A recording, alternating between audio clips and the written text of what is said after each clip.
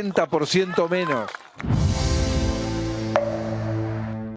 De obras públicas en plena campaña electoral, marketing político, el voto bolsillo o el voto obra pública. Habrá que ver qué gana en estas elecciones. Es una manera de verlo. Vamos ahora a pensar el rol del vicepresidente, este rol que ha adquirido tanta preponderancia con, bueno, Cristina Fernández de Kirchner corriéndose de ese lugar y ahora un periodista histórico en la fórmula de lo que era Cambiemos, Miguel Ángel Pichetto. Muchísimas gracias, Camila Perochena, historiadora. Muchas gracias por estar aquí. Gracias a vos, Luciana, por la invitación. Bueno, Camila es docente investigadora de la Universidad de Itela. Camila, ¿por qué crees que Miguel Ángel Pichetto, en su discurso de aceptación en la conferencia de prensa la semana pasada, mencionó a varios vicepresidentes, entre ellos Pellegrini? ¿Qué representaría esa figura? A ver, una cosa es por qué Pichetto dice que lo mencionó y otra cosa es qué representa la figura de Pellegrini, ¿no? Pichetto da una explicación en una conferencia que dio unos días después, la semana pasada, y dice que, bueno, él elige a Pellegrini por la lealtad que Pellegrini tuvo mientras fue vicepresidente de Juárez Celman. Eso podríamos reverlo o repensarlo si queremos. ¿A qué me refiero con esto? A ver, cuando Juárez Celman asume su presidencia, Juárez Celman va a empezar a desmontar las redes roquistas, ¿no? Las redes de Roca. ¿De qué año estamos hablando? Estamos hablando de 1886. Bien, entonces del 80. Exactamente. Bien. Y Juárez Celman era el candidato que Roca había puesto para la presidencia. Juárez Celman había sido el armador de Roca y había sido el aliado político de Roca siempre. Bien. Le tocaba a Juárez Celman. Le tocaba a Juárez Celman, tenía sentido. Cuando Juárez Celman asume, con Pellegrini como vicepresidente, Juárez Celman va a empezar a desarmar las redes de Roca que había en ese momento y empiezan a amistarse con Roca y con Pellegrini también, que era el hombre de Roca dentro de la vicepresidencia. Entonces, no es que hubo una relación muy fluida en esa presidencia-vicepresidencia. En 1890, Juárez Celman tiene que afrontar una crisis económica muy grande, acompañada de los levantamientos de la Unión Cívica. Entonces es una crisis económica con una crisis política. Juárez Celman logra finalmente derrotar el levantamiento de la Unión Cívica, pero igualmente tiene que renunciar. ¿Bien? Y Juárez Celman igualmente tiene que renunciar porque lo que se entiende es que Roca y Pellegrini estuvieron atrás operando, torciéndole un poco la mano para que Juárez Celman termine renunciando. Entonces, la elección de Pellegrini como el primero de los presidentes... Como el leal. Como el leal, eso es necesario matizarlo. Y además, porque bueno, Pellegrini tuvo un rol importante, pero tuvo un rol importante cuando asume como presidente después de la... Camila, en ese tramado de la generación del 80, Roca, en ese entramado que, bueno, de alguna manera la figura más visible era Roca y Juárez Celman y Pellegrini eran parte de ese entretejido. ¿Qué ideario representaban? A ver, son una generación que están construyendo o consolidando la construcción de un Estado nacional. Y entendían la política de una forma que podríamos decir que la política lo hagan quienes administran el poder. Es decir, la política antes había una idea de república de que la política la hacía la sociedad civil y que se quería que la sociedad civil estuviera agitando, levantando banderas, podríamos decir. Roca, cuando asume en el 80, viene a decir, bueno, que vuelvan a sus casas, déjennos la política a nosotros, podríamos decir. La élite gobernante, corporativa, en ese sentido. Sí, pero no élite en el sentido socioeconómico, ¿bien? A ver, estoy haciendo un podcast que se llama La Banda Presidencial, donde nosotros hablamos un poco de la historia de los presidentes y en ese podcast un poco tratamos de demitificar algunos sentidos comunes de la historia. Y uno de esos sentidos comunes que tratamos de desmitificar es esta idea de que la generación del 80 es una oligarquía económica que hace política.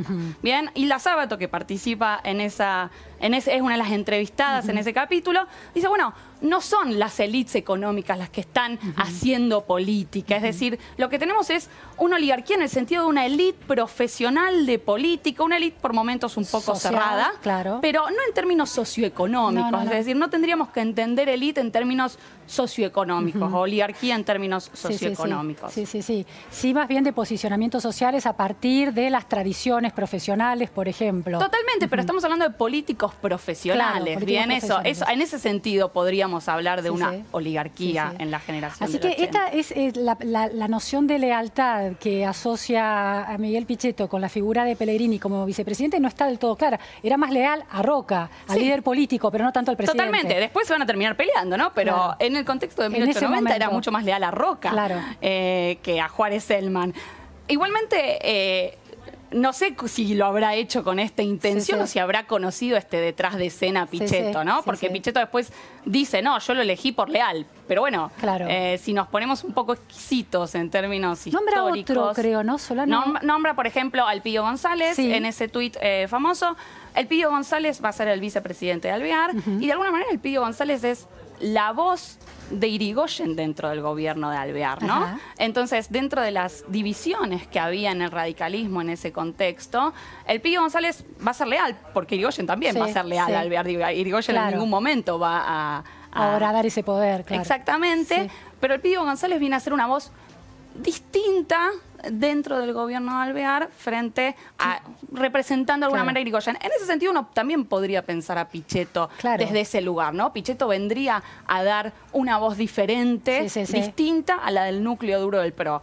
Lo que hay que ver es hasta qué punto esta voz va a ser tenida en cuenta. En el cierre de listas no pareciera haber una apertura muy grande a que esta voz distinta que vendría a representar Pichetto en este contexto sea tenida en cuenta, ¿no? Esa diversidad que supuestamente enriquecería la coalición no estaría influyendo, por lo menos en esta prueba de En este momento no, uno tiene que pensar, cuando hablamos de vicepresidentes, en tres grandes contextos, ¿no? ¿Qué pasa en el contexto electoral? ¿Qué pasa en el contexto de gobierno? ¿Y qué pasa en el contexto de crisis de sucesión? Bien, en el contexto electoral pareciera ser que Pichetto como vicepresidente todavía no está teniendo un lugar muy fuerte en este armado electoral. No es el caso de Cristina. ¿Pero por qué? ¿Porque Pichetto no lleva votos o porque no tuvo influencia a la hora de cerrar listas? Uno podría decir que por las dos cosas, ¿bien? Y capaz es algo endógeno, ¿no? Capaz al no llevar votos tampoco puede tener tanta influencia a la hora de cerrar listas. Pero, por ejemplo, volviendo al tema histórico del Pío González. De Pío González. ¿Era un hombre que arrastraba votos o tenía otro rol? A ver,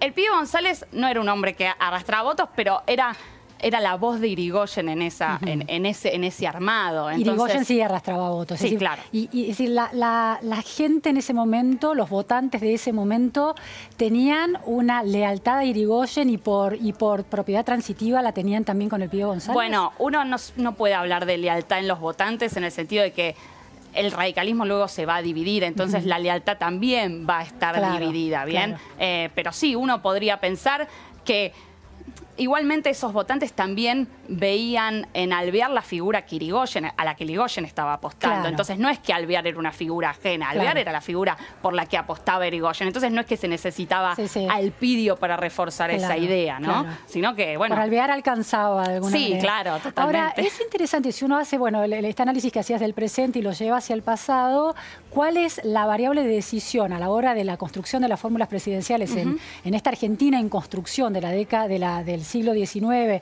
principio del siglo XX, a la hora de elegir vicepresidentes? ¿Pellegrini era un hombre conocido por la población? ¿Podía? Sí. A ver, bueno, Pellegrini era un político, o sea, Pellegrini ya tenía una trayectoria política. Eso no significa que sea una persona que arrastre votos, pero era una persona conocida como figura política. Entonces, uno podría decir, bueno, ¿qué variables o factores influyeron a la hora de construir las fórmulas presidenciales? Bueno, seguramente esta idea de coaliciones, de darle a cada quien lo que le corresponde dentro de una coalición es una de las figuras más importantes. Por ejemplo, si pensamos en la concordancia, que son Contanos qué era la coalición que va a estar gobernando en la década del 30. También podemos pensar ahí en otras fórmulas. Por ejemplo, la fórmula Ortiz-Castillo. Eso es una fórmula que trata de combinar las dos variables que hay dentro, o sea, los dos grandes grupos que hay dentro de la concordancia. El radicalismo antipersonalista y los conservadores, ¿no? Como hubiera sido Macri-Sanz, por ejemplo. Exactamente. Macri-Sanz. Pero, por ejemplo, en ese caso de Ortiz-Castillo, y esto es algo que también contamos en el podcast, en este caso de Ortiz-Castillo podemos ver cómo opera un vicepresidente en un contexto de crisis de sucesión, ¿bien? ¿A qué me refiero con esto? Ortiz, el radical antipersonalista, va a estar enfermo, va a estar bastante enfermo durante su presidencia y luego gravemente enfermo hasta que termina muriendo. Estuvo postrado durante mucho tiempo. Exacto. Y Ortiz se va a pedir una licencia por enfermedad en el 40.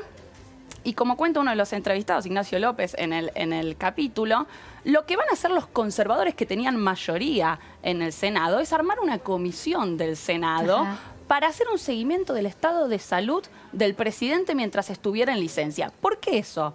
porque la idea era que si en algún momento Ortiz quería volver a asumir el cargo, poder hacerle un juicio político para declararlo incapacitado. Bien, finalmente Ortiz no puede volver a asumir el cargo, ¿no? Porque Ortiz va a terminar muriendo. Pero resulta un ejemplo claro sobre cómo el que era vicepresidente, Castillo, y a quienes tenía alrededor suyo en el Senado, van a estar operando para poder quedar como presidente en un contexto en el cual Ortiz podía llegar a volver. Sí, el tema de la sucesión es clave. Vos analizás también el nacimiento de la figura del vicepresidente que se da en la Constitución de Estados Unidos, ¿no? ¿Qué se piensa a la hora de poner esa figura? A ver, la gran invención de la Constitución de Filadelfia de 1787 es la figura del presidente, ¿no? Entonces, todo lo que ocupó, gran parte de las cosas que ocuparon el debate constitucional estuvieron centrados en la figura del presidente.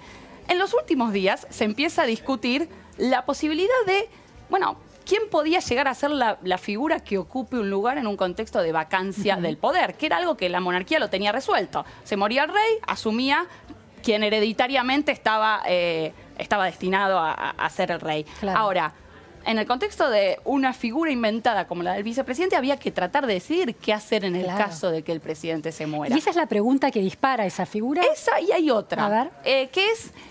A ver, y eso es un debate más de votos. Es decir, ¿quién va a ocupar el lugar de presidente del Senado? Porque si lo ocupaba un senador, eso significaba que uno de los estados iba a quedar sin un voto. Claro, se quedaba sin un voto. Entonces, uno de los cuestionamientos que había era, bueno, tenemos que poner a alguien como presidente del Senado que no afecte el hecho de que un estado pierda un voto. Entonces, dos temas. A partir de esos dos temas, lo que se hace es un poco unir esos dos temas y surge la posibilidad de la figura del vicepresidente, que como te digo, fue uno de los debates que a los que menos tiempo se le dedicó dentro del debate constitucional del 87. ¿Quién fue el primer vicepresidente de Estados Unidos?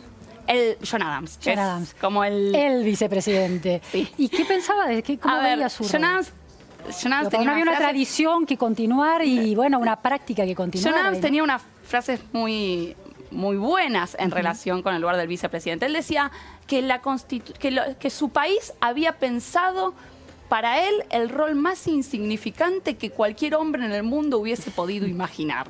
Pero después tenía otra idea que también era muy linda, y él decía que el vicepresidente es un hombre en potencia. Y es un hombre en potencia porque no es nada, pero puede significarlo todo. Claro. ¿No? Entonces, esta idea de que el vicepresidente va a adquirir importancia recién en el contexto de la sucesión. En el caso de una sucesión adquiere toda la importancia porque paradójicamente se convierte en presidente. Se convierte en todo, ¿no? En todo, pero que es un hombre como que está a la espera todo el tiempo, ¿no?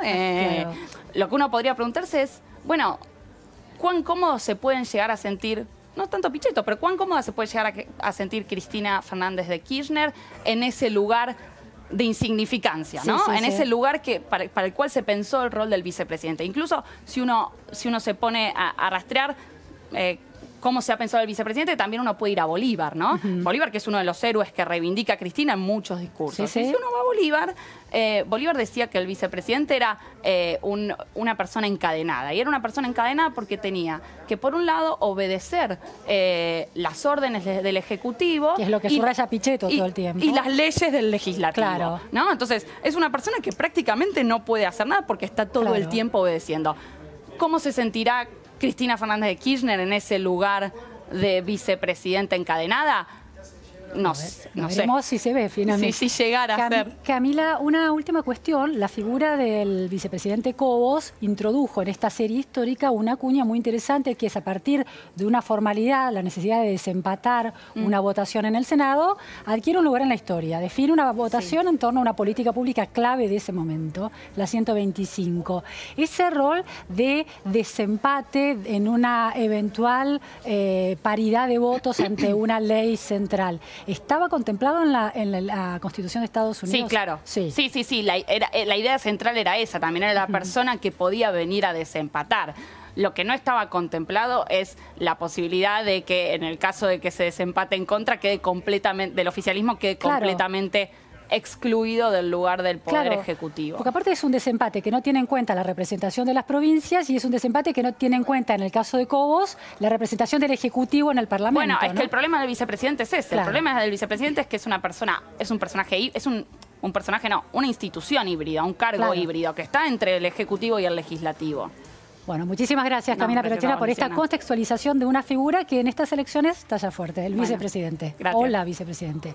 Nos vamos a un corte en la repregunta, noticias a fondo, no se vayan. YPF, 3.000 millones de dólares de juicio. El juicio se tiene que sustanciar en Nueva York, en Estados Unidos, lo decidió